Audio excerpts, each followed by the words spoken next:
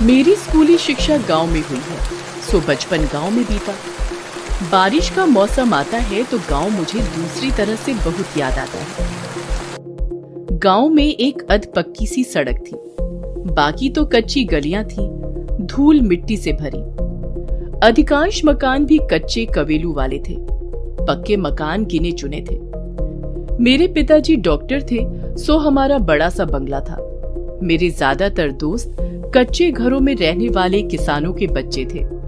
गांव में एक नदी थी जो बारिश में उफन कर बहती, बाकी पूरे साल पतली सी धारा रह जाती। बारिश आती तो कच्ची गलियों में छोटी छोटी नदियां बह निकलती। गली की मिट्टी छन जाती, कीचड़ और पानी से जमीन रफ्तीली हो जाती। गली में फिसल कर गिरने का कोई बुरा नहीं मानता।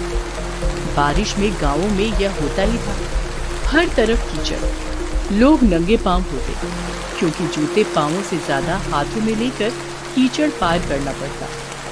हाँ, रपटने फिसलने से यह फायदा अवश्य होता कि हम लोग गांव में बहुत सारी दूरियां फिसल कर ही तय कर लेते थे। मेहनत कम लगती थी, स्पीड बढ़िया रहती और स्कूल समय पर पहुंच जाते थे।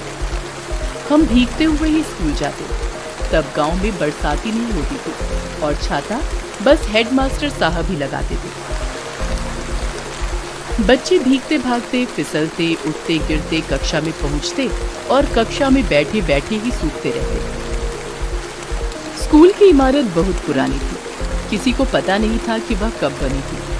सब यही कहते थे कि हमारे पैदा होने से पहले की है।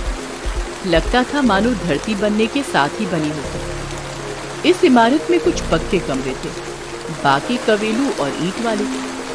इसके बहुत से हिस्से इतने टूटे फूटे थे कि वे गिरने और अटकने के बीच कहीं थे। फर्श का सीमेंट यहाँ वहां से उखड़ा हुआ था।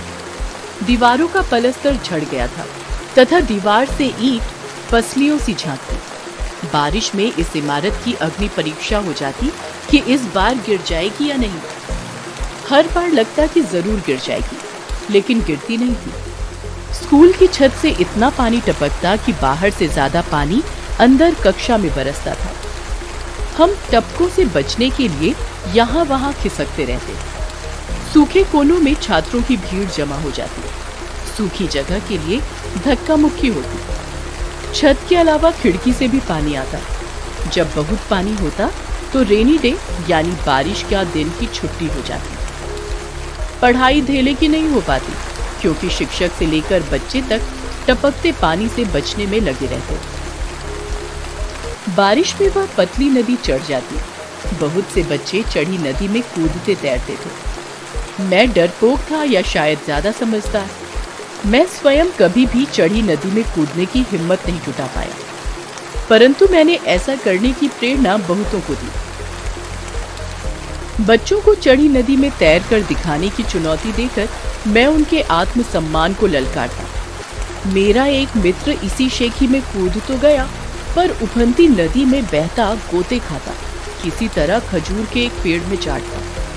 चारों ओर तेज बहता पानी, भंवर और धाराएं, बचाओ बचाओ करता।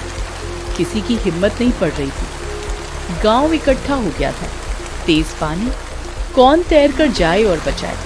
तब तक दोस्त के पिता भी आ गए थे। वे अच्छे तैराक थे, लेकिन डर उनको भी लग रहा था। उन्होंने पहले तो पुल पर खड़े होकर खजूर पर अटकी औलाद को खूब डांट फटकार लगाई। इसके बाद वे पानी में कूद गए। तैरते हुए वे खजूर तक पहुंचे और साथ में तैराते हुए बेटे को किनारे पर ले आए। बारिश आते ही इतनी हरियाली हो जाती कि गांव और भी खूबसूरत हो जाता। घास, पेड़, पौधे देखकर मन प्रकृति से जुड़ जाता। परंतु घास में सांप बिच्छू। ऐसे ही बारिश में घास से गेंद उठाते समय एक बिच्छू ने मुझे काट लिया था। मैं घबरा गया था कि बहुत डांट पड़ेगी, तो घर पर किसी को बताया ही नहीं। जब जहर चढ़ने लगा और हाथ सूज गया तो बताया। पिताजी ने पहले तो 2 थप्पड़ लगाए और उसके बाद ही इलाज शुरू किया।